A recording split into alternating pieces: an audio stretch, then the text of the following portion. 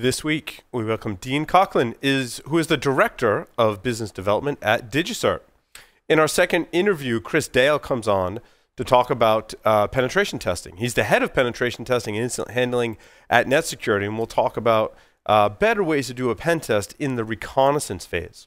In the security news, Costco, and not the Costco you might be thinking of, had a massive ransomware breach, man-in-the-middle attacks. I, of course, have to mention Tenable's IPO because I used to work there and stuff, and so did Jeff. Some Apache vulnerabilities.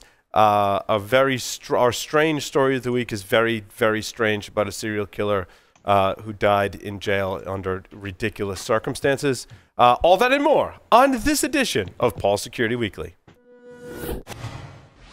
This is Security Weekly, for security professionals, by security professionals. Broadcasting live from G-Unit Studios in Rhode Island, it's the show where exploits run wild, packets aren't the only things getting sniffed, and the cocktails flow steady. It's Paul's Security Weekly. Welcome. Does Larry have an introduction? Hi, everyone. This is Paul Asador, and I guess I'm introducing... Apparently, I no longer do.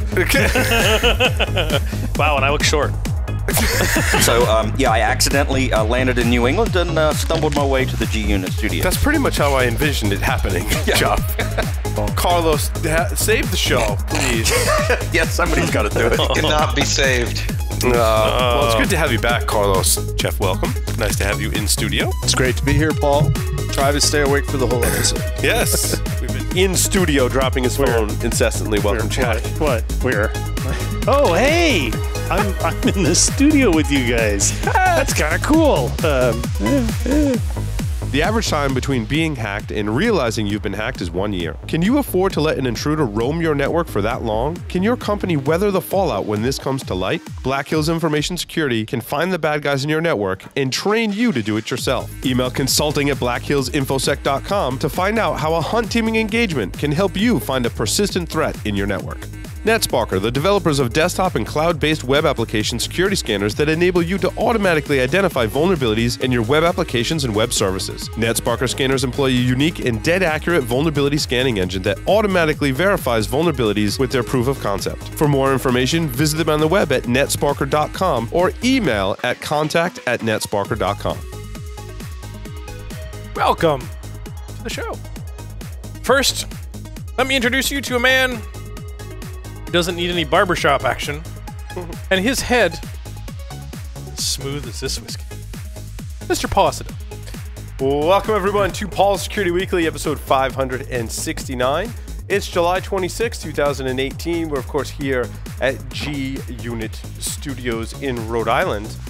A couple of quick announcements, but first, one of our many illustrious co-hosts, Mr. Larry Pesci, is here in studio. And thanks to one of our guests, Dean, for that lovely intro. We always find something just spark the idea right before the show, and that one happened to be it. So thanks, Dean. Our interview today is with Dean Coclin. He's here in studio. We're going to get to that right after announcements, and on the lines via Skype, Mr. Jeff Mann. Welcome, Jeff.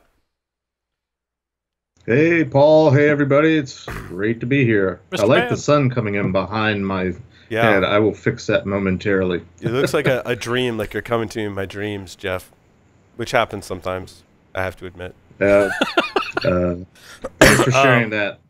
Usually, it's been a while since I've been here, so I'm glad to be back. Yeah, it was nice talking with you today earlier and I talked to two of my friends named Jeff today because I got them confused in my address book, so... Hi, Jeff. That we spoke today. It was good catching up with you. I totally meant to call you, is what I meant to say. We have our listener survey ready for you. If you are a listener and you're hearing this, you should go to securityweekly.com/survey.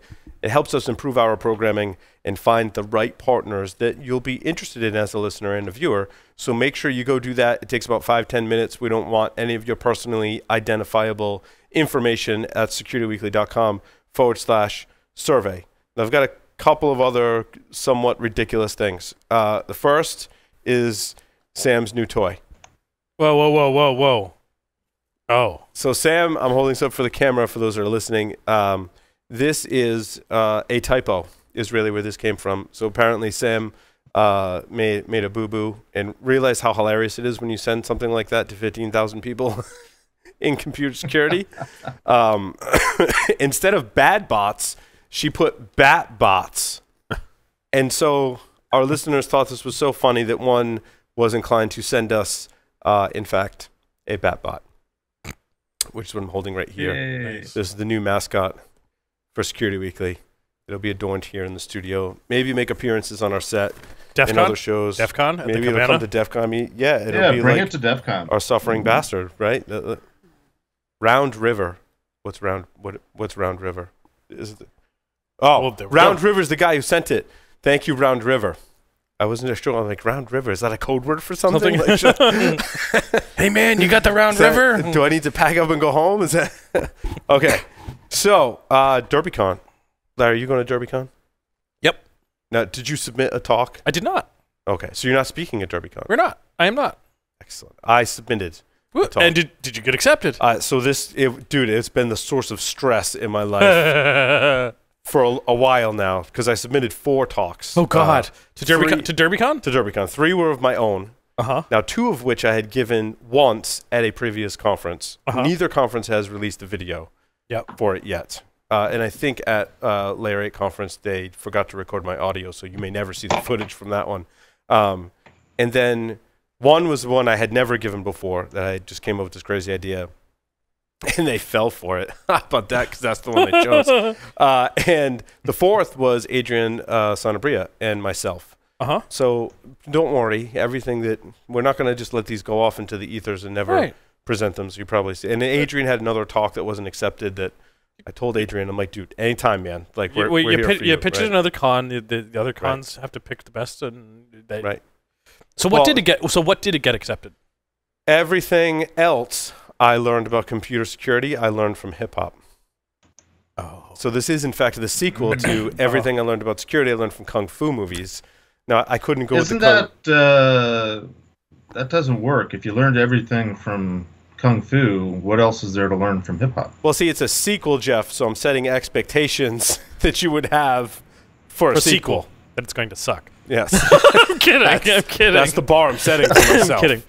As is evidence right in the title, as Jeff so astutely pointed out already. So that's the one I'll be doing. You're going to first start by confessing that there was more to learn from kung fu about cybersecurity. Yes. And launch it into hip hop. Yes. I got you. So should people? Well, I guess we need to hear the talk. I'm kind of curious as to whether we should skip kung fu and go right to hip hop. I would watch kung fu first. Because this one does kind of build upon the concepts there, but it's a different talk. And when you were going down that route of everything I learned about, I had a great idea, and a couple of us at InGuardians pitched some talks to Wild West Hacking Fest. Yes. We submitted 2 talks, and we got 2 talks accepted, nice. Apparently. Because it says we're going. And I don't know if they've released the full schedule or whichever, but I feel confident because John feels confident and crew feels confident. But our Director of Operations and myself are doing a talk entitled What to Expect When You're Expecting a Pen Test. I like that title a lot. You guys nailed it. Very much a discussion as consultants who deliver thousands of pen tests. And the process that we encounter with customers and where it breaks down and things that, as a customer of a pen test service, how they can help themselves have a better pen test. Awesome. Yeah, and we'll tease our respective talks here on the show, and also today, this morning, and I haven't released it yet, but I wrote a blog post about things you should include and consider when you're writing a CFP. And a lot of the panel's feedback was, here's what you shouldn't do. Like they basically said, these are the things that I saw that I didn't, thought people could change. And there was some about what you should do, but my whole article is about what you should do. So we'll have that coming up. Now, and real quick, the other one, the 15-minute fireside chat is everything I learned about Blue Team I learned from Steampunk. There you go. So 15-minute talk about those are the hardest. Elizabethan values. And awesome. Blue Team. I'd like to introduce our guest for today, Dean Coclin. He's the Senior Business Director, Business Development, Director of Business Development even. I'm just changing your title on the fly, Dean. As long as he gets a promotion out of the deal. That's it. Dean brings more than 30 years of business development and product management experience in software security and telecommunications. Dean, welcome to the show. Thank you very much. I'm really happy to be here. So, Dean, tell us about how kind of you started your career and kind of made that pivot into security. Well, that's really interesting. I worked for about 18 years for a defense contractor after graduating from college. And as part of that work, we started working on some systems for the National Security Agency to develop public key cryptography. And those systems were primarily... And Jeff's ears perk up. Yeah, Jeff was at the NSA. Ah, okay. Yeah. So, hence where he lives. Yes. And so that work then translated as the internet was becoming popular and people were starting to browse on the web, and they started to figure out they needed some way to do secure communication over the internet to exchange things like credit cards and home banking credentials. Public key cryptography was put to use, and the company that I was working with had been doing public key cryptography. And we decided to say, okay, well, we've got this technology. Why can't we just commercialize this and make it available on the internet? And that company was GTE Cybertrust, which was in existence from 1996 to 2000. And 1996 is sort of when everything sort of came out of the woodwork. You had Entrust and VeriSign and GTE Cybertrust. And those were the three main players that were issuing digital certificates, SSL certificates at that time. In 2000, they sold that company to a company in Ireland called Baltimore Technologies, which also sold PKI products and services. That then got bought by a company called Be Trusted, and eventually that merged with another company, and they formed a new company, and guess what they called it? Cybertrust. So everything kind of came back together again. I left that company, and I went to a company called GeoTrust. A lot of trust in here. GeoTrust. Yeah, GeoTrust was purchased by VeriSign in 2006. Yes. And so VeriSign owned several brands at that time. They owned GeoTrust, they owned Thought, and the VeriSign brand. VeriSign then sold that company to Symantec in 2010. I had left and gone to a European certificate authority, but that company ended up getting bought by PGP. Yeah, I was going to say, there was a lot of acquisitions in the CA space. Yeah. PGP decided that they wanted to become a CA, but 2 months later, PGP got bought by Symantec. So everything kind of came back together again. And probably one of the carrots was, oh, we got the CA business, so you can have a bigger footprint in the market. Possibly, yes. And so then Symantec had that business until last year when it was sold to DigiCert. And DigiCert was a smaller company, but now it's a much larger company and now the leader in the marketplace for certificates.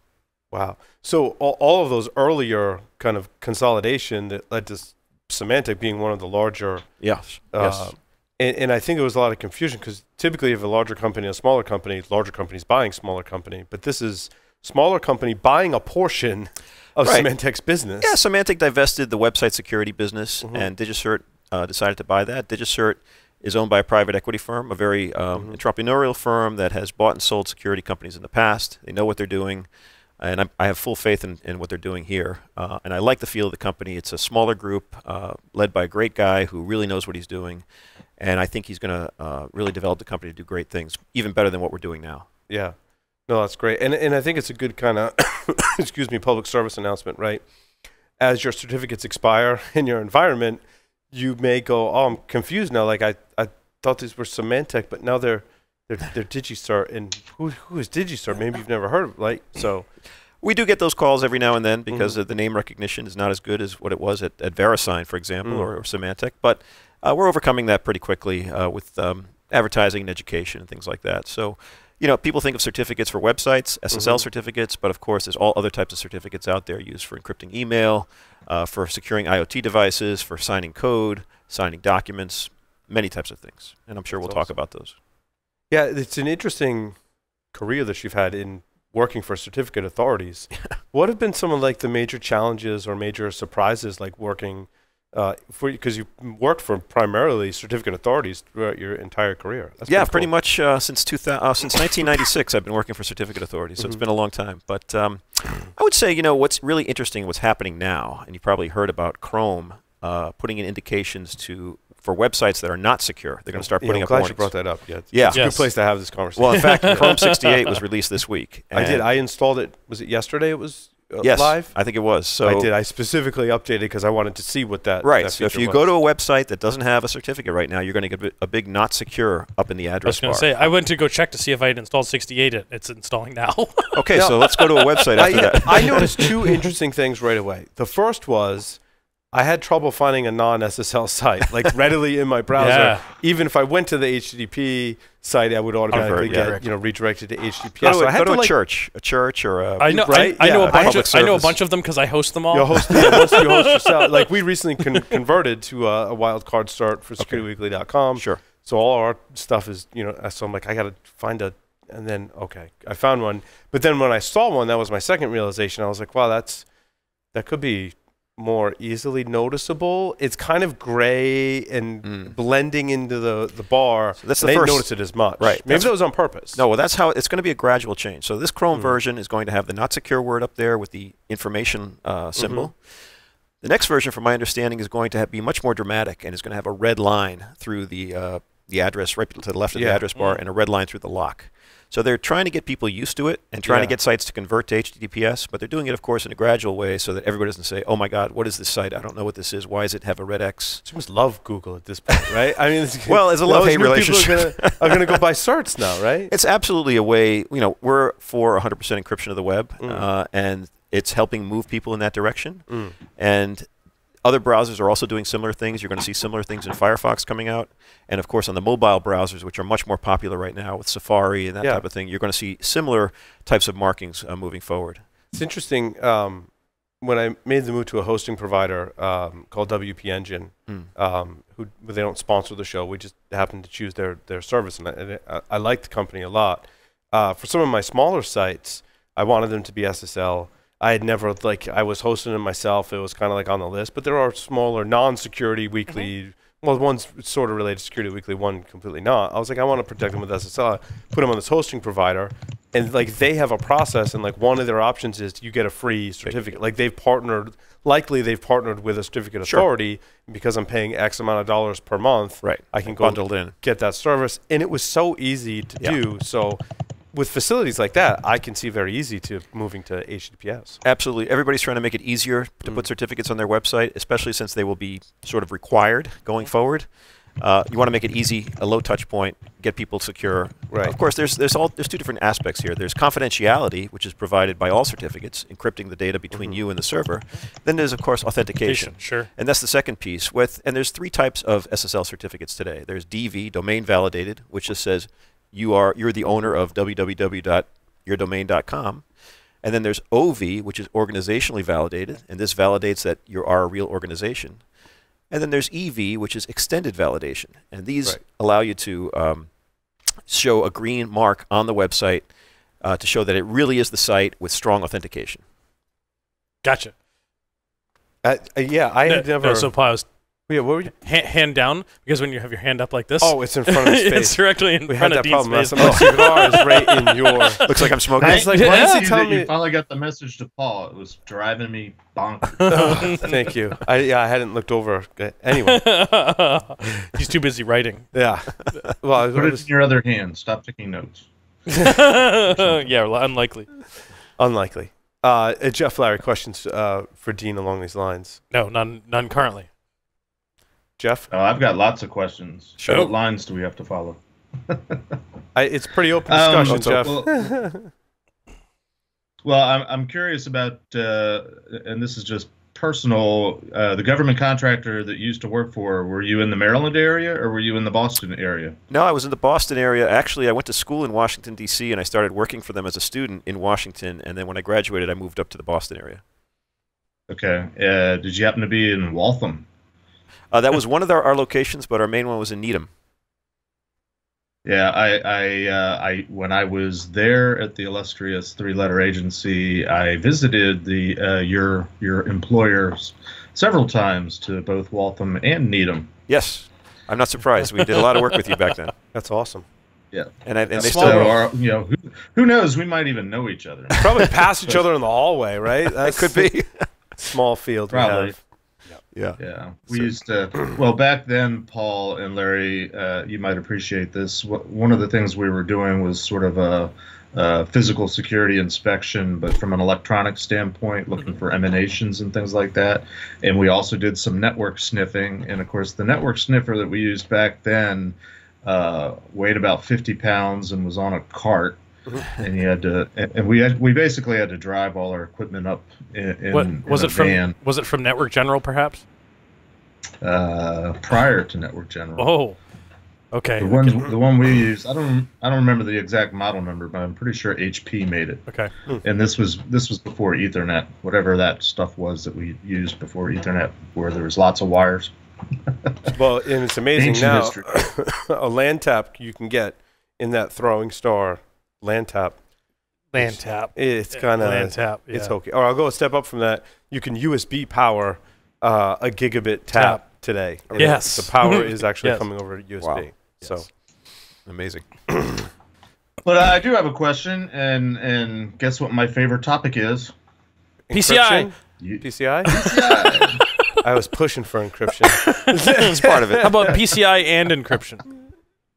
Well, I mean, it's encryption related, whether people know it or not. But very recently, there was a seminal day in PCI compliance, June 30th, which is when all the companies, merchants that have to do PCI were allegedly supposed to be off SSL and moved over to TLS and newer versions of TLS.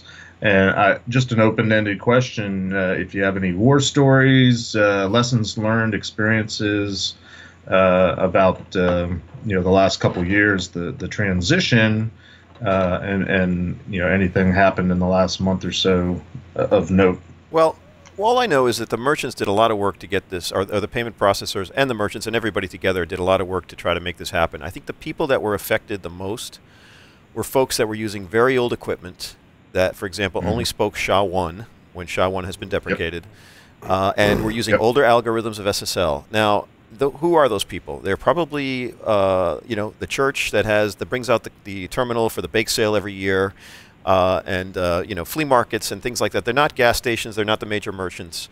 So those types of merchants might have been affected. And what did they have to do? They had to buy new equipment, and maybe that new equipment was subsidized by the payment processor to help move things along. So I think overall they had a lot of time to plan, and I didn't hear any really horror stories from my side, although I'm not really in the middle of that right now. But nothing really has come up that I know. Do you know any differently? Well, I know that even after giving the industry almost 3 years to get it right, they had to eventually make a concession, and it's a very specific concession, pretty much for what you just described, for any kind of payment terminal that is still not up to snuff, up to TLS, probably because it can't be. As QSAs, as assessors, we're allowed to, and for companies that do self-assessments, they're allowed to get by on that for a little while longer. They need compensating controls, but any kind of web traffic, any kind of as you mentioned, secure email, any remote access, VPN, SSH, anything like that, any security products that communicate over secure channels, all of that's got to be up to TLS now, TLS 1.2, Exactly. 1.1, maybe. Yep. Yeah, and I think we primarily think of certificates as for the web, right? Like when we think certificates, we think of securing a website using, for HTTPS. Right. But there's a lot of other use cases for certificates, and ones where people may have to go purchase a certificate, correct? What are some of those other more popular and maybe not so popular use cases? I think the reason we think about the web as being so popular is because there's over 26 million website certificates out there now, and that number is growing dramatically. But other use cases are things that you might think about, like, for example, securing email. I want to send you a secure message. I want to make sure it's encrypted. I want to make sure no one else can read it. And I want to make sure that it's coming from me and not from him. So how do we do that? Well, certificates are one way to do that, and certificates can be used with most popular email programs, with Outlook, and that's SMIME. That's right? correct. Okay. That's the protocol, SMIME. Yes. And so certificate authorities sell those types of certificates.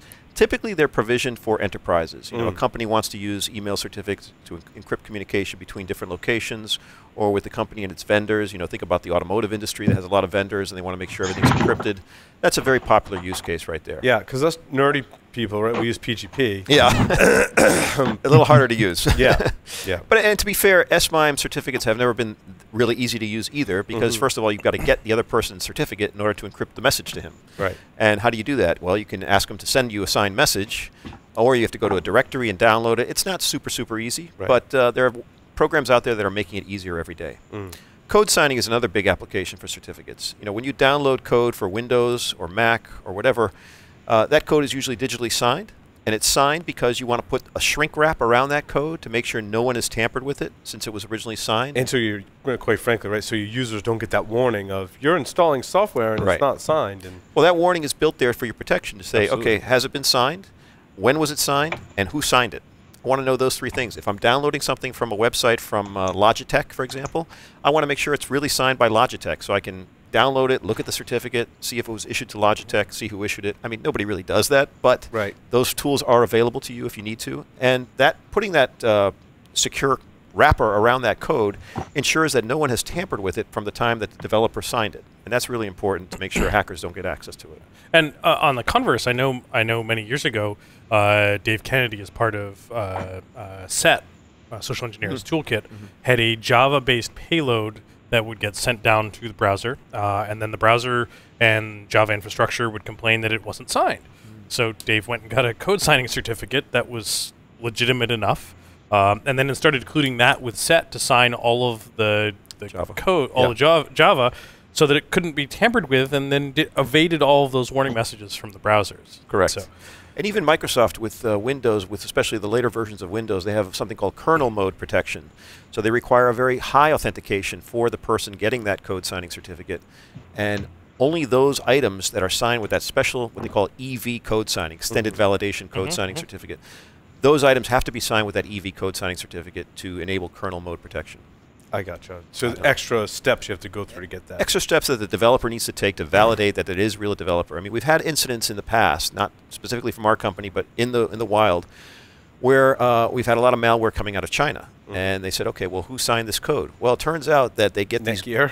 Well, no, that's another issue. But what happened was they had these people going into these villages and signing up people on the street, getting their ID cards, and then sending in and applying for code signing certificates in the names of these people who are real people, but they have no use for a code signing certificate. And then hackers were getting those certificates and using them to sign code. So the processes have been tightened a little bit more now, so that you might have to show a picture ID next to your face and a camera, something like that, to get a code signing certificate. The standards are still evolving, but we're going to see a day when it's much, much tighter than it is now. Now, the Netgear issue that you mentioned, and this has happened in the past with a few other companies, is those certificates were actually stolen. Right. So those private keys, somebody got through the network, found a private key on your laptop, and stole that private key.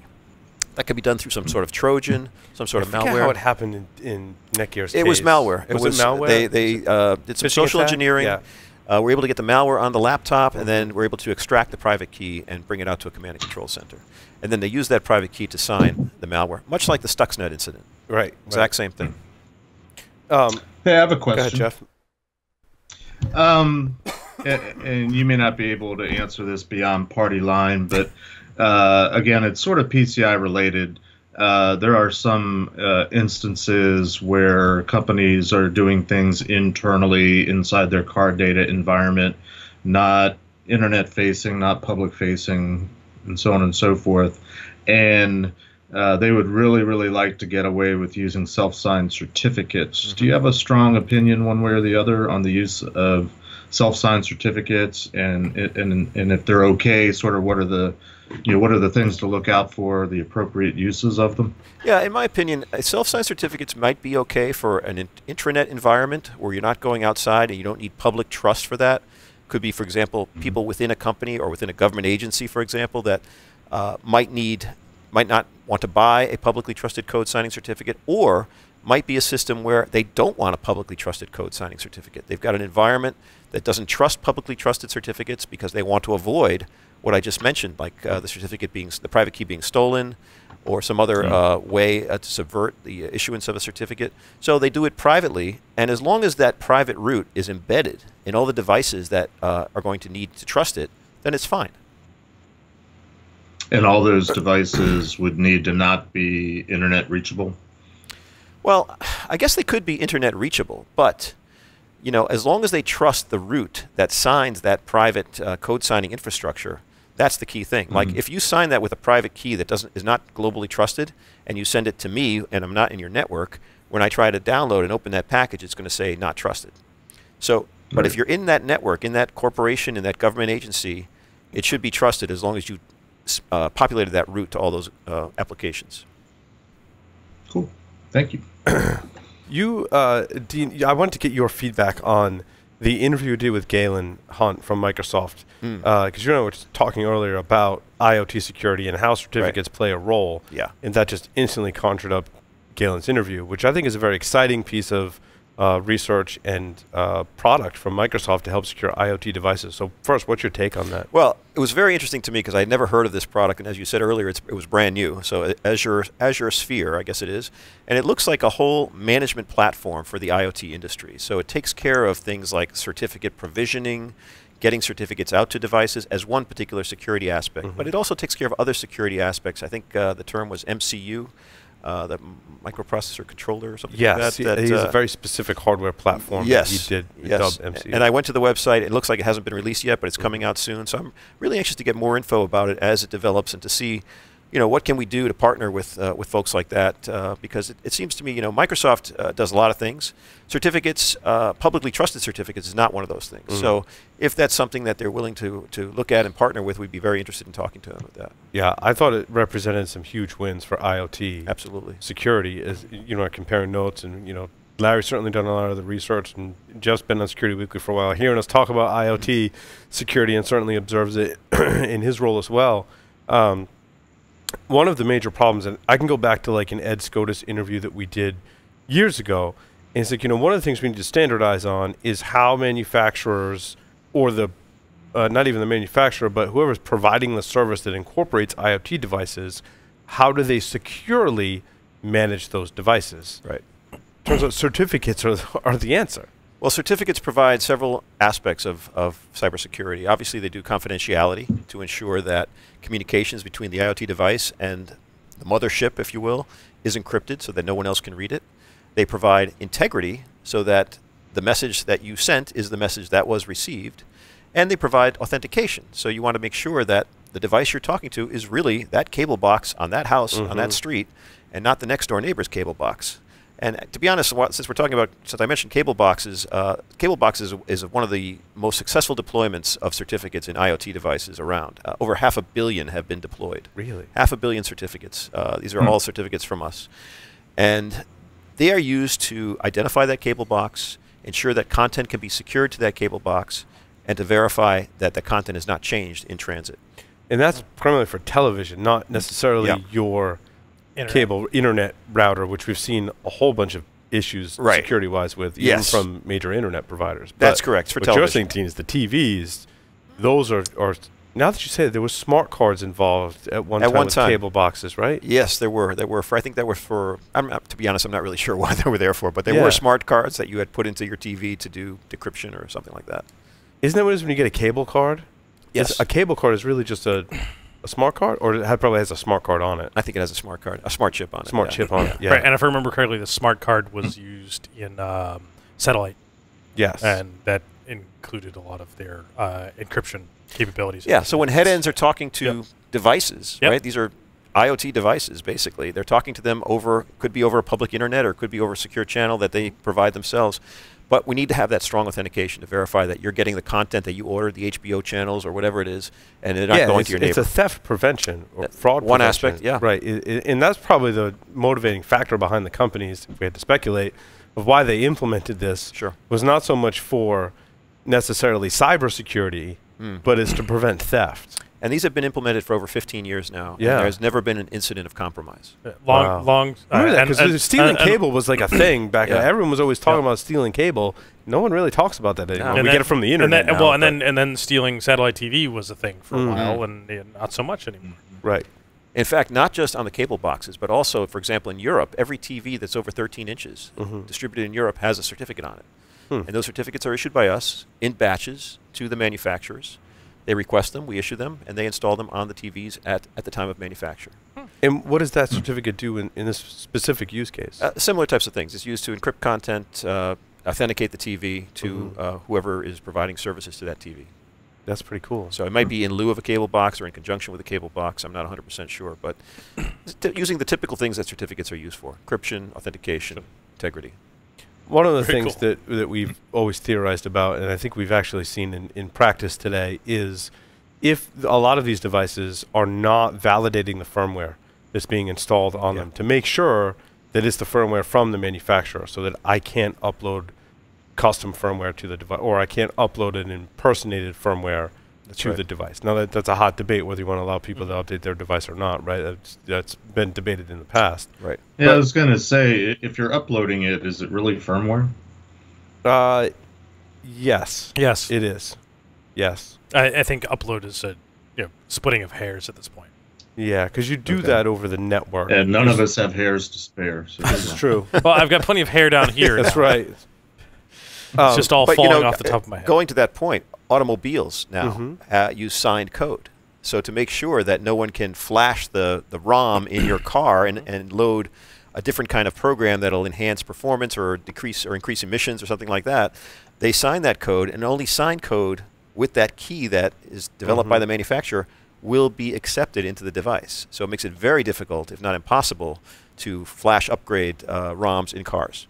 That is, unless someone in South Korea steals one of the devices from the manufacturer that creates the chips and sells them on the. You've found a vulnerability, I guess. Not me, but and then that's a true story. Like they're actually, that's how people are modding some of the cars. Is situations similar to that. The other possibility would be to create a completely replacement ECU module or something like that. That's expensive though. That does communicate with all those other devices. And the next step, you know what will happen? All of the modules are going to have certificates. So that all the on bus is either encrypted and or authenticated. Well, think about also IoT devices in automotive and autonomous vehicle control. So you want to make sure that the signals you're getting, maybe from another car, are really coming from that car in front of you and not a car down the street or someplace else. So you have to have authentication between the communications.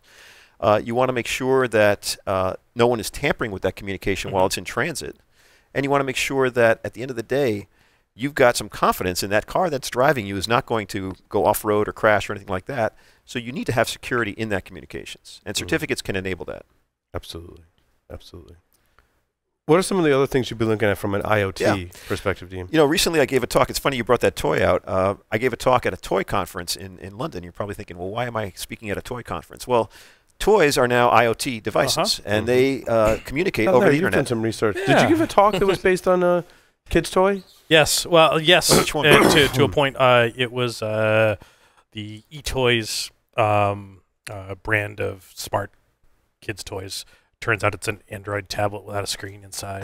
That ADB debugging was turned on, and we replaced all the startup sounds, and it's got a camera, and normally the bear turns on and makes all these cute noises that says, "Oh, I'm booting up now. Look at me, I'm cute." And no, we replaced it with I always feel like somebody's watching me.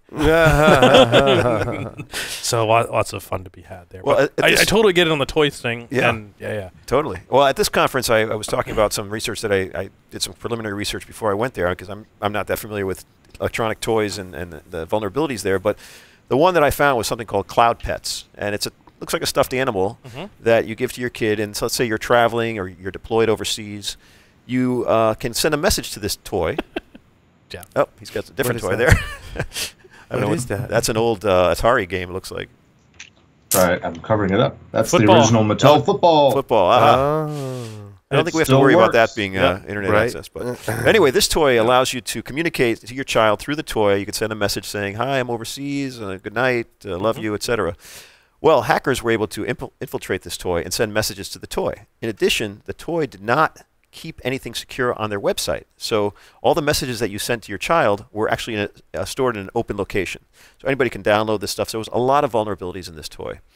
Needless to say, Amazon stopped selling that toy, and sales, I think, have gone way down. Now, contrast that with Barbie. There's a toy called, I think it's called Smart Barbie. That toy has incredible security built into it. I couldn't believe when I read this.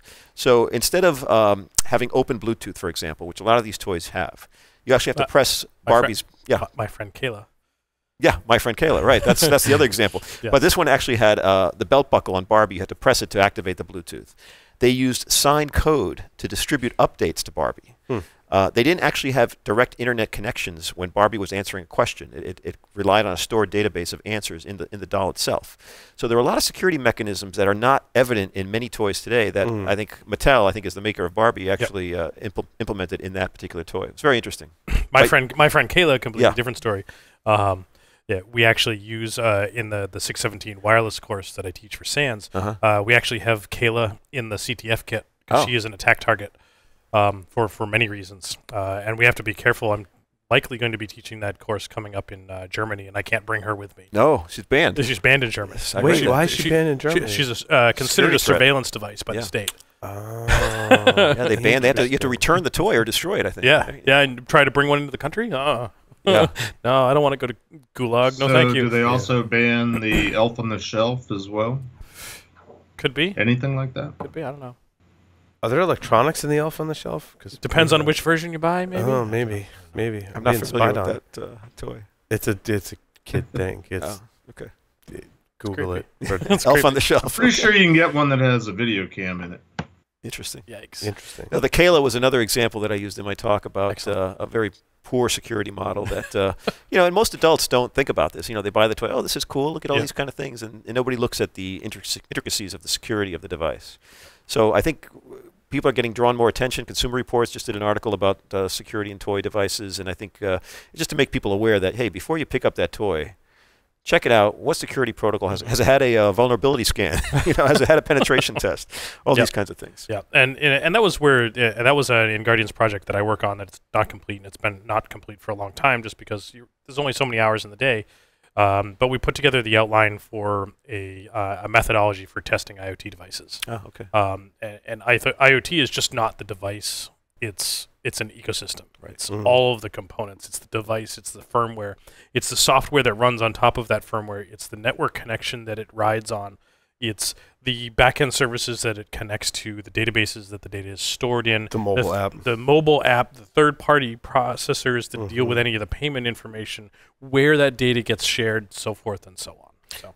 Have you seen the NIST IoT cybersecurity framework that they came out with this year? Yes. Because that has a lot of it's a very broad guide, and it mentions everything that you talked about and plus more.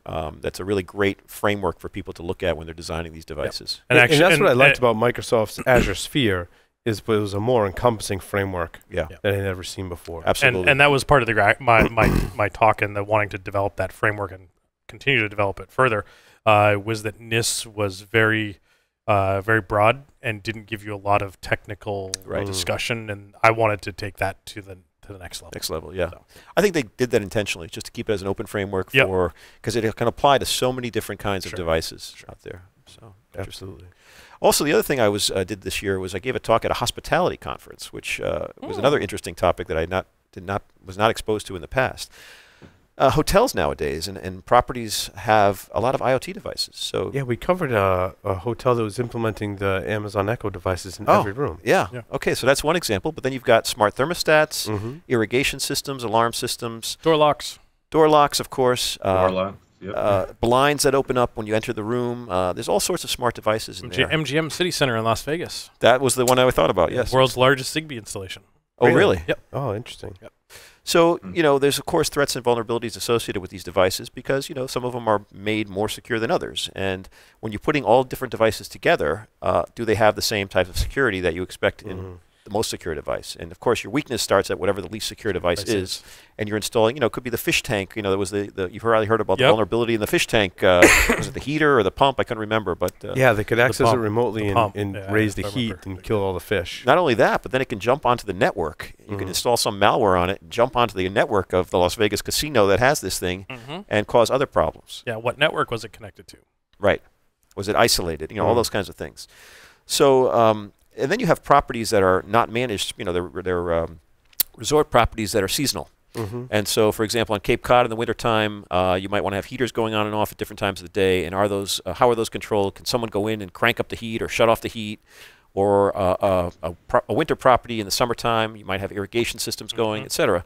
All these kinds of things that folks don't really think about and could be used in a bad way. Then, of course, you have smart devices like industrial controls used to control power plants, dams. Manufacturing. Yeah, manufacturing, exactly. Thankfully, the Russians take care of the maintenance on those for us. Here Don't in the get US. me started. Save it for the stories part of the Okay. show. Oh, that was one of your stories. Because I have a very, very long rant. Oh, Well, I not a very love it. long rant, but I have a rant. A Let's put it rant. that way. And, a lot of these devices, they might be controlled with simple passwords. Maybe they don't use two-factor authentication. Many don't use certificates yet, although we're starting to see certificates now being embedded in these devices for extra security. And that would be very difficult to compromise. So we really like to hear stories like that. And we are seeing more and more companies come to us now from many different industries, medical devices, infusion pumps, automotive, industrial controls, hospitality, all these types of consumer devices. They all need certificates to perform authentication, integrity, and encryption. That's actually really encouraging that those companies are coming to you now. Finally, yeah. Finally, right? Yeah. Yeah, I think they're all, hearing what's going on about there. I mean, hacking is an everyday occurrence. The news is out there. They don't want to be in the news. And so they need to step up their game a little bit. Of course, with consumer products, it's a little bit more difficult because they're interested in two things: price and time to market. Yep. And security is usually thought on afterwards. It's usually a bolt-on. And I think, If as that. you all know, If that. If that. and security can't be bolted on very effectively. I have a Samsung vacuum and refrigerator that are internet Wi-Fi connected. What's the vacuum connection? What? The vacuum connects to your phone, tells you like if it's stuck or. It's like it's not like it's one of those. It's a robotic vacuum. It's Okay, like a Roomba. It's their okay. version of like Roomba. Right. Got Yeah, it. So iRobot, that yeah. makes a little bit more sense. Yeah. Yeah. But You can understand. schedule cleanings. And Exactly. You can go clean now. No. You could do all that if their software actually functioned, right? Because there's software on the device, software in their cloud, and then you manage it through an app, and none of it works. So Even the so link to the TV, like Time to market. time to market. So in fact, when you look at your app and you look at your internal security cameras and you can see that there's the dog poop in the kitchen, you can tell the Roomba vacuum to go run it over and no, the drag it vacuum not to go Not drag to go. Yeah. which Yeah. that it that would does. be ugly. Yep. But the refrigerator has a couple of features that don't work. Like on my phone, I'm supposed to be able to access the fridge remotely, access its internal camera, so when I'm at the store, I can see what's in there. Like I've never gotten that to work. You Maybe need there's an beer. app update now that Don't fixed worry. it. There's a jug of milk in front of it, and you can't see anything. Anything, right? But then my since I have a Samsung TV, it's supposed to stream what's on your TV over to your refrigerator. I'm like, this is beautiful. And we're Patriots fans. Yeah, of course. Most of us are here in Security Weekly because we live in New England. And so like I'm watching the Patriots game, like it's great. I can go to the fridge and get a beer or a snack, and I can still see, like it's jumpy and it's skipping and like it pauses for like 20 seconds and then like restarts back up. Could be a bad Wi-Fi router, No, it's definitely not a bad Wi-Fi router. So yeah. It's not. Not at his house. I've had an Ubiquity system in my house for quite some time. Okay. Yeah, which is actually a Linux embedded device. Probably a buyer certificates too, because they got the whole cloud key thing that they got going on. No, but the point is well made. It's time to market. A lot of these people are rushing things to market and trying to get them out cheaply. And so, security is sort of thought of after the fact. Yeah. And now folks are finding out that, what about your Samsung TV you mentioned? Does it have the camera that's watching you? Can you do the hand signals? That story comes up at least once a year. Yeah. Right? And now you heard the story about automobiles have a camera inside them that are watching drivers to detect, whether they're drowsy and things like that. We've heard this with some cars now. How's that data being used? Where's that information going? What privacy controls are around insurance companies are the worst consumers of some of this data from IoT devices. They want that data Yeah. to help them set rates and improve the whole domain. Well, it was the whole thing that we covered a story, I think it was this week, in China. Like they're trying to fool their fitness trackers, right? Yeah. Now you can see that information going to the health insurance companies. Are going to raise your rates. Like if they have access to that data and they see that like these people only are like 10% of what the other people are they're insuring, like they may raise, like there's been stuff like that's been coming out lately. Wow. Which I find pretty frightening. And of course, there's the whole car thing. You can get that thing that plugs in your OBD2 port that reports back if you're a good driver or not. Exactly. All very scary from a privacy perspective, but also scary if an attacker were to impersonate your data because there is no authentication. Yep. Then does that mean that someone could make someone else's life miserable by just messing with their data and telemetry? So the thing in China was they had their students that had to have a certain amount of physical activity every day, and they were actually monitoring that. And the Chinese students created all these crazy contraptions. Yep. and like it became a business. Like you could like just drop your phone off at them for a little while. They'd put it in this control. It was like one of those things you put on your desk, with the ball, silver balls on the string, and you lift up one, and Newton's then they Cradle. go. Newton's Cradle. Is that what it's called? Newton's Cradle. So they had like one of those that looked like a phone was on one of those simulating. It looked like you were moving. movement. Yeah. Fascinating. So, But I was you're going right. to say, just put it in a paint shaker. yeah. Right?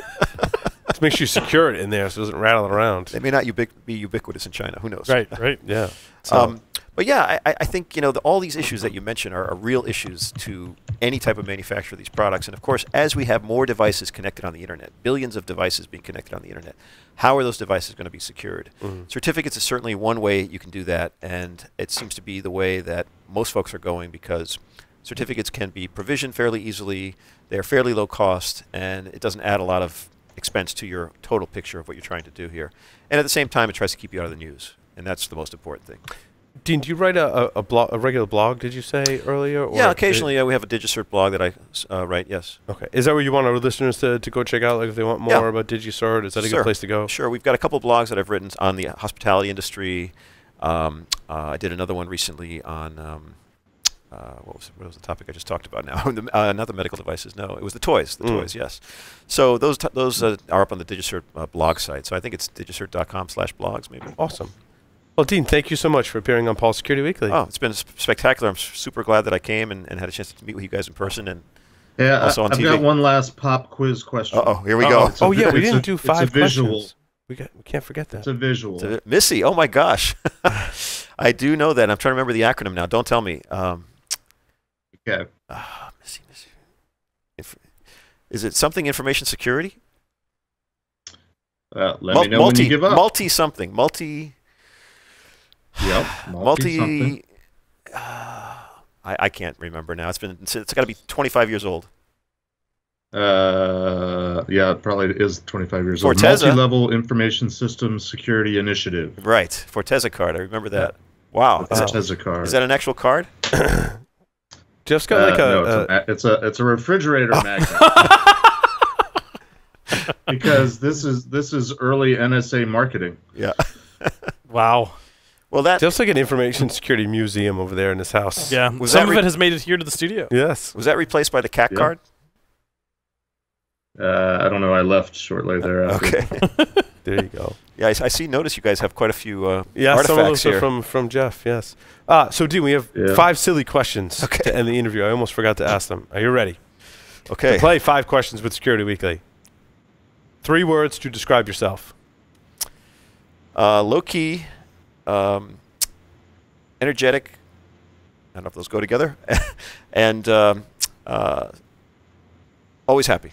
If you were a serial killer. Low-key, L-O-K-I? Yeah, no, not low-key. That's what I was saying. If you were a serial killer, what would be your weapon of choice?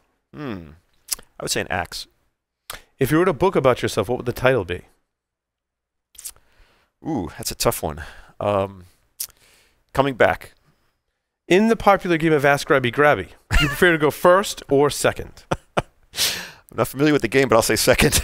Choose 2 celebrities to be your parents. Alive, dead, fictional, or otherwise. Okay. I would say Burt Reynolds. Oh. And That's funny because my dad actually looks like Burt Reynolds. The story when he gets off a plane, and I'm giving you time to think, Dean. Yeah. Because the mom is the tough one. I know you need extra time for Yeah. it. He got off the plane in Bermuda, like in college, and people are coming to ask him for his autograph. maybe that's why I thought of it, because I saw your face, and then maybe it reminded me. And the mother, I don't know, Judy Garland. There you go. All right. Dean Coclin, thank you so much Thank for you. appearing on Paul Security Weekly. Appreciate it. Thank you so much.